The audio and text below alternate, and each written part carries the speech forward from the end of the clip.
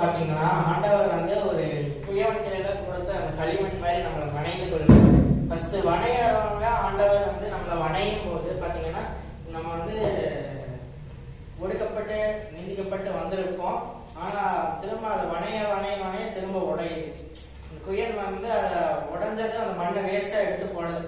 அதையவே திரும்ப ஆண்டவர் வந்து ஒரு ஷேப்புக்கு வணையறாரு.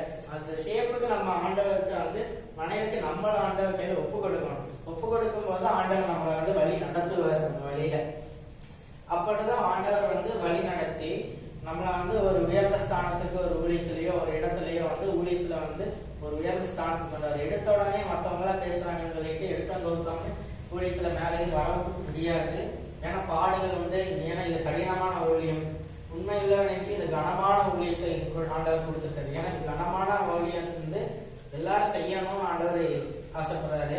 ஆண்டவர் நம்ம ஊழியம் செஞ்சாதான் ஆண்டவர் நம்மளை ஆசீர்வதிப்பாரு. ஏன்னா நம்மளை ஆண்டவர் துதிக்கிறதுக்கு ஊழியம் செய்யறதுக்காக மாத்திரம்தான் நம்மளை ஆண்டவர் படைச்சிருக்கிறாரு.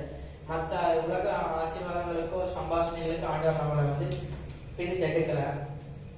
அதுலயே நம்மளை விட்டுருக்கலாம். அந்த விளையாட சேர்த்துல ஆண்டவர் நம்மளை பிரிச்சு எடுத்ததுக்கு ஒரு நோக்கம் வந்து ஒரு திட்டம் உண்டு. அதை கேட்டு நம்ம ஜெபிச்சு ஆண்டவர்கிட்ட பிரவேசிப்போம். இயேசு கிறிஸ்து நாமத்தினால ஆசீர்வதிக்கிறோம்.